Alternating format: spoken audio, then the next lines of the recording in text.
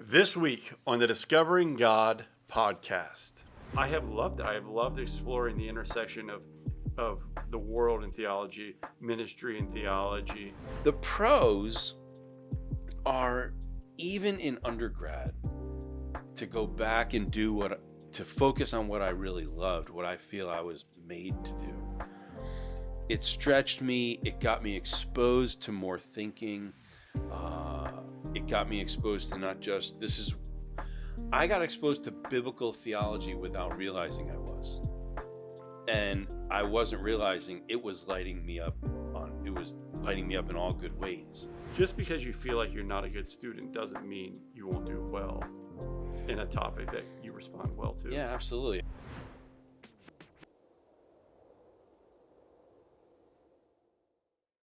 Thanks for tuning in to another episode of the Discovering God podcast. I'm Jeff McLean. I'm Rip Wahlberg. And we hope you come face to face with God by coming face to face with the scriptures of God. Rip, today we are talking about something that you and I have both experienced, seminary. You know, we're on this episode, we're talking about the things that we learn. We're looking at things at a deeper level.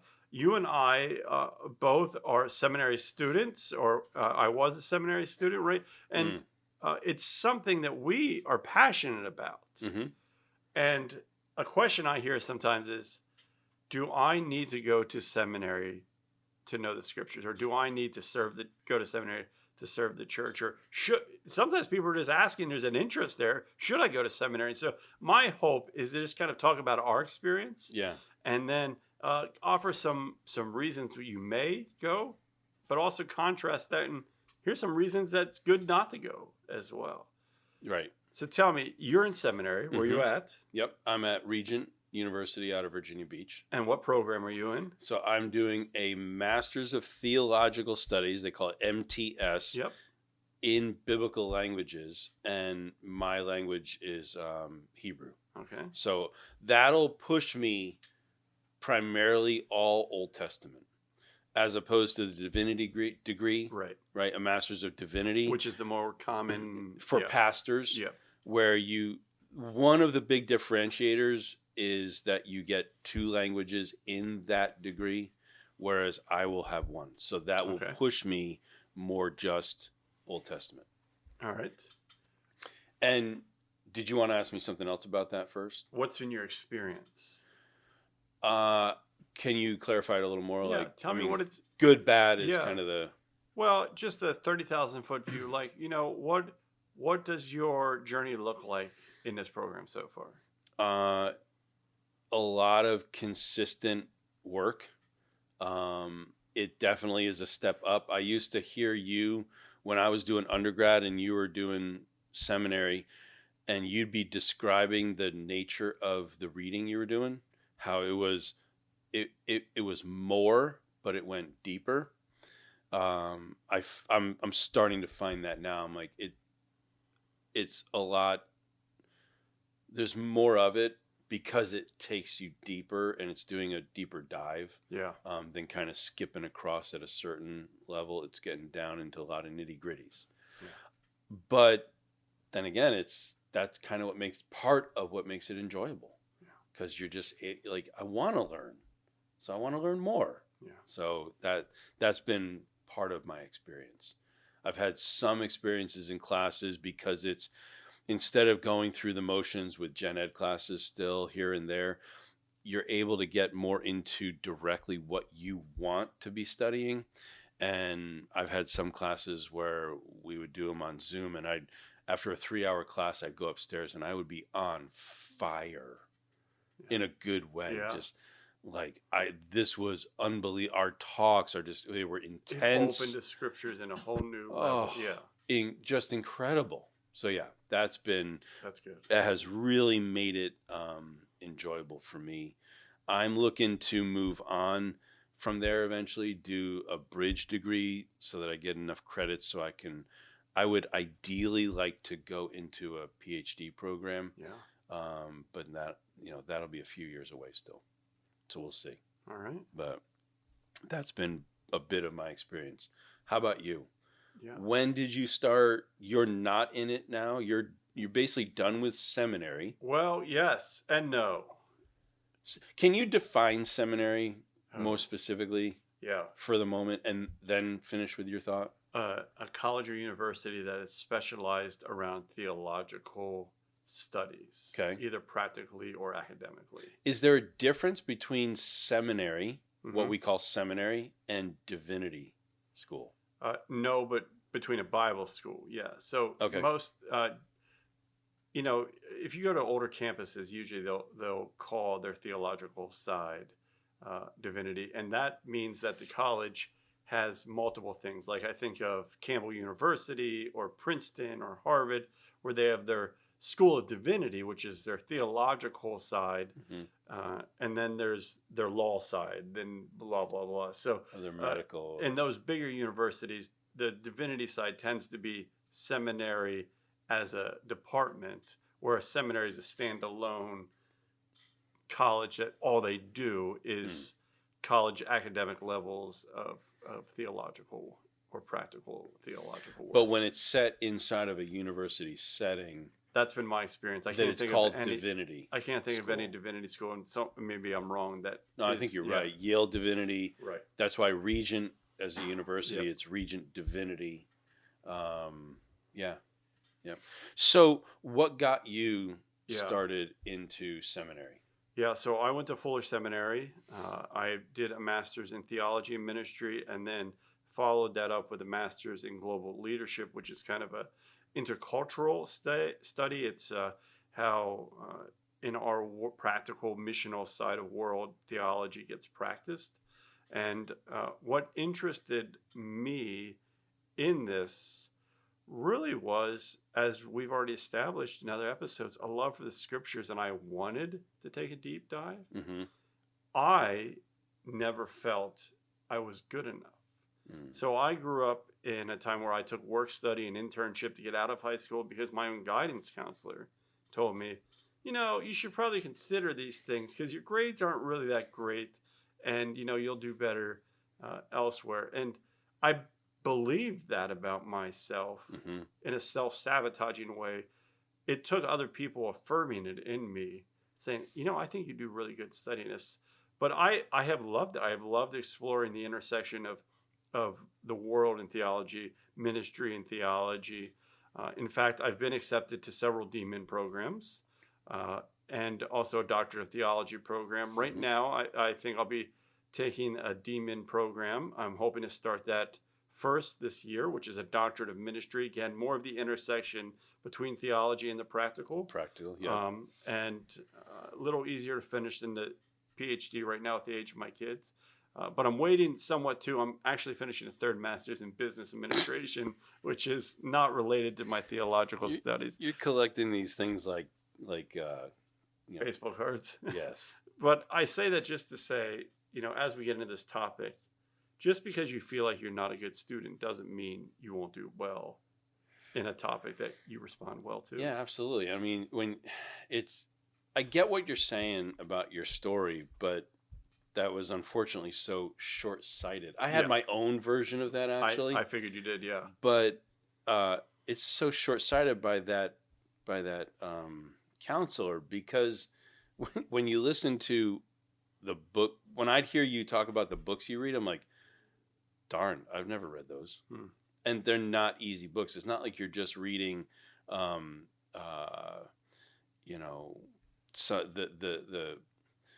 the latest Christian author who's just on the circuit. You're reading guys with real weight. Well, yeah, the one doctorate program I got accepted into was like 5,000 pages of reading in a year and 50 pages of writing on reflection on that reading. So that's a lot. That is a lot. Yeah. I didn't accept that one. Yeah. I would say, seminary, as we've established, is this preparing individuals for ministry or deeper theological work. It's usually very academic. It's research based. Seminary itself, you probably go back to the Reformation, a little before that even, where schools after the Enlightenment period really start investing in specialized studies. But we have, going back to even the first century, theological cohorts or, Hmm. early church sending people away to study at some formal level. And so there's always been people that have been interested or selected to study more, to be in depth. And so I think there's an importance to it. And I think there's a historic importance to it. Sometimes I've seen movements, especially among charismatic and Pentecostal movements, which I even belong to, that say Hmm. education is bad. It's going to train you in the ways of the world. It's, Or at least just yeah, not necessary. not necessary. It cuts off the spirit. But I would make the argument that since the days of Jesus, Jesus had a formalized training with his disciples, and so I think there's an impetus for it. I think it's a historic thing, but I think there are pros and cons, Weren't every single one of our Ivy Leagues started as especially among the historic ones. Yeah, as well, that's why I say Christian. the Yeah, Ivy yeah, Leagues. yeah, Just the Ivy League yeah, itself, is it 7 or 8 schools are in that? I think it's 8. yeah. But Probably there's always those they like all pseudo started ones. Yeah, as basically training for preaching and pastoral ministry. and very few of those still uphold their Christian doctrine the same way, which is why some people say education is not important. One of the Bad argument. Yeah, We yeah, can point that out later. absolutely. But, Um, so what are some of the pros that you would say so to studying at a seminary? yeah, I mean, I came out of that, like I had this call. I felt a call to go into ministry, and within the vineyard at the time, they were like, yeah, we value training like up from the inside, right? And I thought, oh, that's perfect for me because we're gonna have a kid and all this stuff. Like, I would love that. And I was never anti-school, but I was dismissive of school for a number of reasons. One, some of the things that were said to me back in my own story. And so I was believing my own stuff about the ability to go back to school, which was an inability for various reasons. Yep.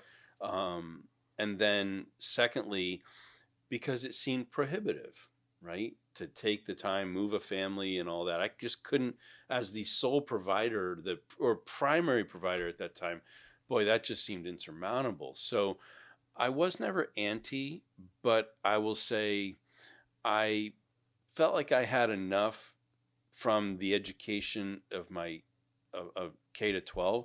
I kind of felt like I had some game. And I look back at it now and I'm like, I had only a tiny bit of game. I had a very, very, very little bit of game. And I will say, even now, I feel like every now and then I get around people and I'm like, boy, I don't know if I got game. I'm like doing this thing, but I'm not sure I have Feel that game, all the you know? time. So the more you learn, the more you realize what you don't know. The pros are, even in undergrad, to go back and to focus on what I really loved, what I feel I was made to do.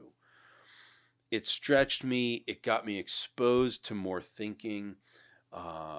It got me exposed to not just I got exposed to biblical theology without realizing I was. And I wasn't realizing it was lighting me up in all good ways. So I got exposed to broader thinking. It stretched me.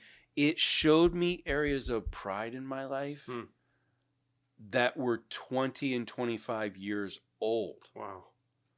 And I had these times of like, woe is me, Lord, I'm so sorry, I didn't realize this. I spoke out of not knowing. Yeah. And I spoke from not knowing. I acted from not knowing. And I'm so sorry. And it wasn't this, fall on my knees, ashes on my head kind of repentance, but it was the sincerity of heart where it started to reveal pride that still works itself out more even today. But school has been a huge catalyst for helping me grow and mature. Yeah. Yeah. And I needed it badly. And I not, didn't realize I did. Not just theologically, it forces you to learn how to write better. Yes. How to express yourself better. Frame your thought. Yeah, look at yourself. And get focused and be able to break the words down and say them more succinctly. Yeah. So that you're so build your thought, target it and stay on it, that was something that I couldn't do before. I had the semblance of the framework of theological ability, but I couldn't organize the thinking. And so when I would speak, when I would preach, it would be scattered. Yeah. And I'm thinking it was probably very painful at the time. Yeah. So yes, those kind of things. Also the citation, like learning the citation. To back up what you're saying. It forces you to have to also look at other perspective that you may not even like. And I admittedly still have a hard time with that from time. It's gotten a lot easier. I don't always deal with the disagreement side well. And this challenges me to really make sure that I'm going, like, willing to go there to like, for the joy of learning, not for I gotta agree with it, but for the joy of learning. I always still footnote my sermons. Like, if you would see my sermon manuscript, there are footnotes in it. So if someone was ever like, yeah, you said something that just seemed really out of pocket, I'd be like, well, actually, it's really supported by this guy. And so I footnote my sermons quite embarrassingly. Yeah. So what do you think are some of the pros? Well, with you, I think it stretches you as a person, too. One of the things you said, about understanding, it deepens your theological understanding and spiritual formation. Mm-hmm. I think also, if you feel called to teach and proclaim at a deeper level, you can't lead where you've never been led. And I think that it is important for personal growth, but also vocational growth, to really look at the scriptures in a deep way. And so I think that's essential. I've seen people in speaking circuits that have not had the degrees. Yeah. And I have come to find some are very good. They all have a high love for God's word. But it's like sometimes I'll listen and it can be hard. My heart will become heavy because when I'll listen, not to say all their exegesis is wrong, but when you haven't gone through I've realized this over time, that the benefit of going through the rigors of someone challenging your thought process, someone challenging your thesis, did you support it well? What about that interpretation? No, I don't think that's I don't think your thought's solid there, Rip. Yep, right. Forces you to. That's really consider. Formational. It is. And it's discipleship, right? It is in its own way. It's a raised bar of challenge. It is an element of discipling. And I have found sometimes that otherwise we'll say, yeah, I got a high value of God's word, but I'll find they're really saying what they want to say with God's word. Yeah. And it makes me sad because there's a disconnect going on. Not because, they're so bad at what they do. They're quite an engaging speaker, but there sometimes would be a disconnect between the intention of the author and what the speaker is saying. Now that can go on even if you've had the training. I want to admit that too. Agreed. I'm not trying to just totally slam only no degrees kind of thing. It can happen inside the academia too. I would say one last pro is this. If you have the itch, this is the only thing that'll scratch it. When I am in between programs and I'm just sitting around, my wife is always like, you're bored that you're not studying something right now, aren't you? And yeah, you can study at other levels, but there's just such a high caliber and challenge to higher education, that especially graduate education, that just forces you to really get to the end of yourself. And I love that challenge. I agree. I think that the fact that you're saying I love the challenge, like the further you go, you don't have to love everything about it, but you do have to come to love the challenge. You do. And I've found that it's been just formational for me, that it's caused me, even getting into doing graduate school now, like it's caused me to have to make sure to up my game. and to sit there and go, okay, will I allow myself to create the discipline? Will I let it create the discipline on me that most nights I'm coming home and I'm still reading, I'm still studying, I'm putting in some kind of action toward the coursework. And the way I've been thinking about it lately is I want to be stretched because I want to see how far can I go. It taught me that I actually can. Yep. When before I thought I couldn't. It makes you develop resilience, really good planning. You have to live by a rhythm. I'm going to do this from point A to point B, but then I got to sit down with my schoolwork for point B. Yeah. How many times have I been on the phone with you and we're texting back and forth while we're doing work at night? Yep. And I'm like, Jeff, how many pages can you read in an hour? And you're like, about 150. And I'm like, oh my God, I can only read like 35. No, you know? Lately, something is changing in my body. It does. You do reach your capacity at some point. All right, so let's flip to just a couple of the con sides. Okay? All right. What are some of the cons to going to seminary, or why you may not want to go to seminary? There is a price to be paid. It's going to take away from something of family life, marriage, and it's going to take exercise time away. Yeah, you're gonna have to recalibrate your priorities, and it's going to add stress because of that. That's perfect. I also think financial considerations. Absolutely. I made the mistake of taking student loans. Only now with my program that I'm in now, I'm through a work supported program. Mm-hmm. I wish I would have explored my options early on in different ways rather than acquiring debt at the level that I did. I will leave that number out before you ask it. I'm not going to ask the number at all, I promise. So in addition to the time commitment you're speaking to, be careful financially because that affects your family. And now that I'm in payback mode, I'm still figuring out what that's going to mean. So absolutely. And here's how some of that is working in reverse on my end. I'm putting money out, but Anne-Marie will ask me right now, so what do you want to do with this? Yeah, where's the payback for it, the return on the investment? And I'm like, I admittedly do not have a good answer because I can't sit there and go, well, I'll go get a job with it.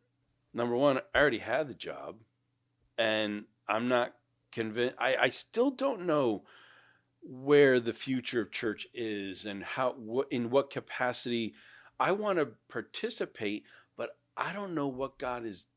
I don't know where he's leading me with that. So my answer to what am I going to do after I've shelled out multiple tens of thousands of dollars for this degree and more is I don't know if we're going to get a return on that investment. And I think that's a pro is if you're going into it, you have to consider that it is really more about discipleship and your own growth and that's what you're paying for. Because if you're going into it hoping to get a job teaching in a church, well, churches are struggling to pay pastors right now. Most stuff's going to be bivocational in the future. Seminaries are laying off professors left and right because now we're doing adjunct and hiring short term. And if not closing. Yeah, if not closing. And so don't go in the hope that you're going to get a job. That's a con, right? Because I remember there was an era when I first came back to church. Everyone, it seemed that I knew was going to be a pastor, a youth pastor. And I could probably count out of the group I'm talking about on one hand how many people are doing ministry today. Yeah. But they all went and got these, great bachelors that some of them like undermined and they had, what's the word I'm looking for? Not undermined. They underwrote? No. They had their major and their minor. That's the word I was looking for. Oh, their minor. Yeah, they had their major. This is what happens when you study too much late at night, right? They had their major, they had their minor, and maybe theology and Bible studies, and now they're selling used cars or something like that. Yeah. And so, don't go into it in the hope of future ministry opportunities and growth. So I had when I started seminary, I started at a different university, right? And it was awesome. It was such a great community. I loved it. I loved the people I was meeting along the way. the dean, when I was talking to him about going into their school, and one of the things he said to me was, just don't go into it thinking you're going to come out with and get into education even as a job, because even schools are projected in that these next 10 years that there'll be a lot of them going away. So it's tough, and you'll have to, like, what I'm doing it for is I had to have the information. I came across stuff that I found out was there, and it was accessible, and it was like a hand in a glove. And so because of that, I was just, I can't not get this. I have to have this. So I'll have it at any cost. Yeah. And my job will be, how can I then figure out how to use it for people's benefit and God's glory? Not just for your own. Not just for my own, which is a little bit of this even. Right? Yeah, that's part of what we're doing here. Some of it. So I would say one last con, and then we're going to move into something else. Okay. Is there's an old joke that seminaries are cemeteries. Okay. Because so many people develop either a dry faith or an academic faith, or lose faith altogether. And I can think of a professor I know that has lost faith, and I can think of a guy that was on fire for Jesus, went early on in his journey into seminary and became an atheist. And I would say that don't go into seminary if your faith is not fully yet solidified. Because there's an aspect that you're going to go into critical thought, deep dives, challenging, which are healthy for us, right? So that we have the right message, the truth. But if you're not prepared for that in your inner life, you haven't lived the disciplines out well, your spiritual disciplines, it could also cause you to become unglued. Well, because additionally, you're going to be faced with thoughts, ideas, and perspectives from the other spectrum that are different than the ones we hold. Yep. Meaning that you as an individual hold. For example, I grew up, this didn't happen in seminary, but I grew up with what we call a young earth theology, basically. Disclaimer, highly controversial. Highly controversial. Young earth, so God created in 6 literal days. About 6,000 years ago. About 6,000 years ago, give or take. And I grew up with that teaching that the 7 days of creation were 7 literal 24-hour days. The first time as an adult that I encountered people that legitimately believed that it would be something else, when I say it shook the foundation of my faith. It didn't kill it, but it shook it, and I was shaken to the core while I was walking through some of that. Because people that I admired could substantiate the argument, and it was every bit as good, if not better. And it left me really just searching and wandering for a bit. So imagine if the floor fell out for and yet the floor fell, and yet they weren't saying God isn't real, God doesn't exist. So imagine if you go saying God didn't create. So imagine if you go into a setting where you're being shaken with an argument, and that's the other side of it. No wonder we would walk away from faith and such. Yeah. Right? If it's that bad and they're not undermining God, what happens when it's that bad and worse and they are undermining God? So just kind of as the illustration that it can be. Interestingly, and this is totally a tangent, I recently was reading some of the early church fathers, including Augustine, who did not view creation as 7 literal days. But we've upheld that. This has been a long history of the church, but I found stuff as early as a second generation after the apostles, and then all the way up to much later in church history with Augustine, trying to reinterpret Genesis, meaning we've made it say something the early church wasn't even willing to say something along Yeah, like yeah, that. yeah. All right. It's So, funny. I have no yeah, problem with it now, but that's yeah. another discussion again. So, So just briefly, I'm going to hit this and I'm going to ask you some questions. There's contrary views as well. Seminary is not necessary for effective ministry. Okay. And I would say true. okay. There are people that serve well as evangelists and other roles, missionally. They serve well having an effective and a holistic ministry. And you can certainly be effective in ministry without going to seminary. Would you agree? I do agree, but I think if you're talking about the pastoral role, say like lead pastor type thing, uh, I'm now probably forever going to be of the opinion that it is highly beneficial, not required, but highly beneficial. And I do think that the person that can excel in that capacity without it is kind of a an anomaly, like the exception to it. I draw an imaginary line between preaching and teaching. Preaching is fresh revelation because you know the depth of what it is, the academic depth.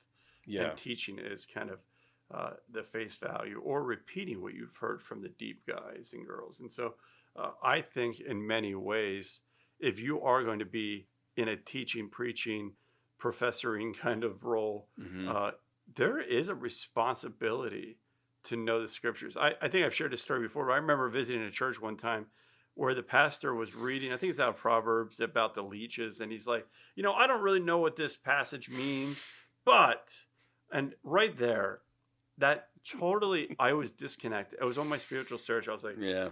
You just admitted that from the pulpit? Like, why should I trust you in anything else? And he goes, but I can tell you one thing, that this passage made me think about my mom who's dying, and the doctors, they're leeches. And he went on for 20 minutes to compare doctors to leeches and how they're draining us. And I was like, no.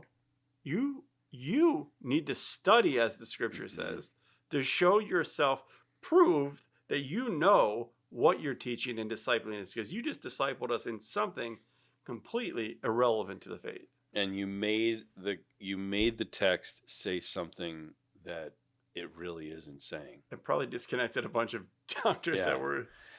I know. I don't remember when I did that, but I'm pretty. I would say 98% sure that in my past I probably did that one. I don't know what this passage says. I don't know what it means, but and everything after the but is probably just worthless mush. Right. You know, you can be an effective leader in some level, but I do think that if you're going to be at a certain level of authority, that you should have the learnings and you should have demonstrated credibility for sure in that capacity. I think leadership, the skill of leadership, where people can not have the education, but excel in the development of organizational leadership. I think that's where I'm saying like that's how they're formed as the exception, not a rule. Agreed. But again, I still don't think I'm not trying to say and would not want to sit in the camp that it's a requirement. Right. But that's also because I think in my whole adult life, I've been in not a non-denominational church. I've been outside of the mainline churches. And so it's not been a requirement, right? But I do like what I found this to be true. Okay. That when the Vineyard would say, but as you're working in a church, if you go to school, Todd Hunter would say this, that if you're working in a church and you go to school, that duality, let's call it, will make your education that much more applicable. Agreed. And I think that part is an invaluable, put them together in any way, experiment with how we can put them together. And the Vineyard's always been trying to do that. Wimber had a similar quote. Okay. And man, again, my brain's not working today, but he basically said, prove your pedigree and then get the papers. Huh. And so it was around the same era where he wrote, don't write a book till you're in your 50s and you actually have some experience Something to say. behind you. Yeah. And I think there's a reality that I'm glad 110%, and this is something I recommend. Know what God has called you to and what you want to do with it as an aspect. Like if I would have studied this in my 20s before I knew that God was calling me to serve the church in this way, as a doctor of the church or as a theologian of the church, I probably would have studied, took it very briefly, not applied it well, forgotten half of it, spent more money than I should have, not been a good student. And because I got called into church ministry and then started my educational journey, it's taken a whole new meaning. And so I don't go to high school, to college and study theology just because you don't know what else to do with your life. Have the call. Definitely. If you don't know what else to do, that is, I think it's probably bad stewardship, poor stewardship. But if I agree with you, if you know what you're wanting to do, you've got some mileage behind you, then it's going to cause the time you invest to be more effective. All right, last viewpoint. Okay. Seminary can be spiritually and intellectually enriching, people say, but it's not for everyone. Again, I agree. I don't think everyone should go to college, right? It's not the right fit for individuals with different learning styles or vocational callings, or if it's going to make you a bad steward of your finances, which I learned the hard way, right? I think that we need to emphasize the importance of discernment in our journey, to seek guidance from mentors, from spiritual directors, from advisors and pastors in our life. In fact, that's what I'm going to end here with, just some discernment practices. How did you know you were supposed to go to seminary? Holy cow. It was actually a similar divine encounter. Similar to an angel showed up with wings. Not quite. But God told me when we were getting ready to move here, he said, I'm going to redeem everything that you think is lost to you. Wow. And right up front was school. Like, I thought that was lost, and I got kind of, it was incomplete with me at that time. And over a long period of time, that has actually developed. But what got me in was, it was something about an actual itinerant pastor, and they were developing a doctoral program. And I was like, I couldn't get into that because I didn't have the degrees, but I would have wanted to. And something about that started to drive me pushed me, compelled me in. And I started, okay, what do I want to study? What would I think I want to study? I'd like to study some church history and whatnot. And online, can I do this? Here's a program. Here we go. And even to get there, it required first some healing. Of some historic stuff, so I could step out in faith to go get it.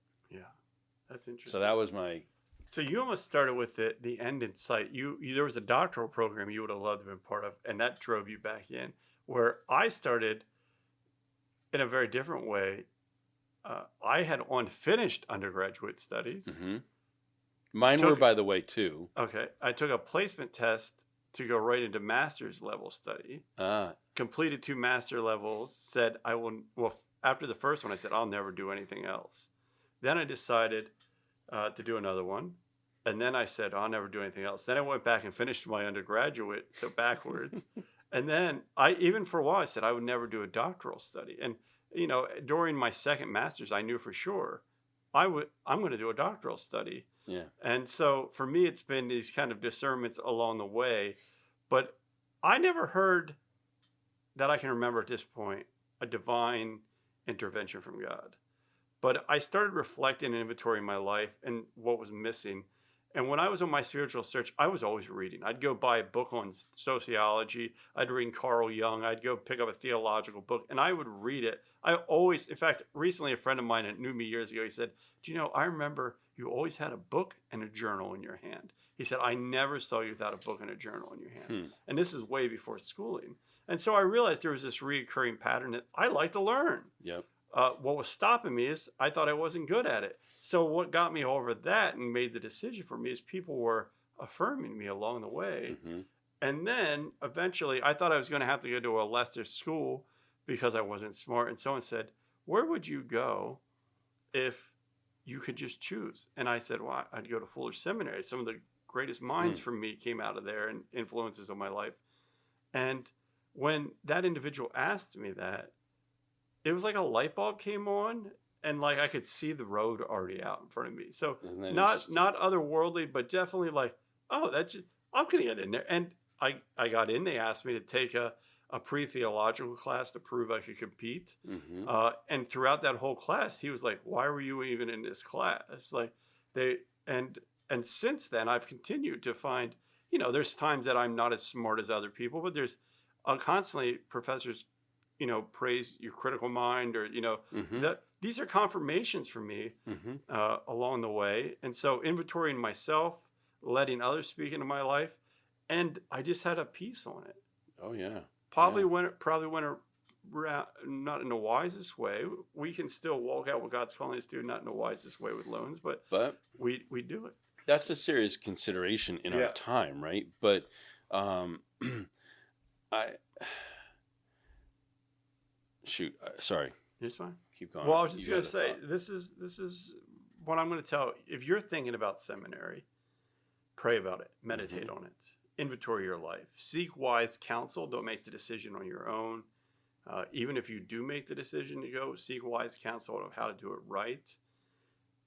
Explore alternative options if it's not for you, and listen to the Spirit. Look to the way the Spirit is um, leading you on. There are local church Bible studies that you can learn a lot in. There are online courses and resources like the Bible Project. You can independent study, as I was just saying with books. There are plenty of books and commentaries that are readily available. You can audit classes. You can audit classes. For a fraction of the Yeah. price. You won't get the credit, but you will get the information. You can audit classes even if you want to see how you would do. Yep. I think one of the ways at that same time that I was deciding to go back to school, I had been pastoring for a handful of years by that time. Yeah. And I remember that all the time Mm. I would have these voices, these echoes that would just taunt me. They'll challenge you on that. That's not a good thought. You don't know you can back that Oh my up. gosh, I had You don't- those too. I hadn't thought about that. And I did it to other people too. Like I'd say, you can't back that up with scripture. It would haunt me that you don't know whether what you're saying is really true or right or substantive or correct. Wow. You don't know, and they'll pick you apart. They was always someone in the church that never had a face or a name, but it was the they. Yeah. And it wasn't, I'll go back to school so I can show them, but I did notice that as I worked my way through, it faded away. And I watched the feeling of authority, not pride, but authority and arrest come upon me that was like, I no longer am bothered by this. Yeah, that's good. And it showed me that at the time, why did I go back? Because I needed it. That's good. Yeah. I hadn't thought about those voices, so that's funny that you brought that up, but they were there. Yeah. And, hey, this is the thing. Schooling doesn't call you. It doesn't give you authority alone. Right? It qualifies the called. It gives greater depth of authority to those that God has given his authority to, but it's not needed. The decision to pursue seminary is one that requires deep personal and careful discernment. It's not for everyone. Not every Christian needs to do it. There are diverse pathways to ministry and even leadership. And whatever path you choose, make sure it's the one God's calling you on, right? Yeah. Discern it. Do a deep commitment to it. And I know, and I think I can speak for both of us, though it's been really deeply meaningful for us, for our walk, and we've become evangelists of the seminary experience because we've enjoyed it and we've enjoyed what we've learned. And that is something we deeply recommend if God's calling you to it. Well, as always, thank you for listening to this podcast, Discovering God. Leave a review, hit subscribe, comment on something you've heard or an idea for a podcast you had. We'd love to hear from you. And more importantly, we hope that we help you wrestle with some stuff, but also that you'll open up your scriptures and come face to face with the true and living God. See you next time.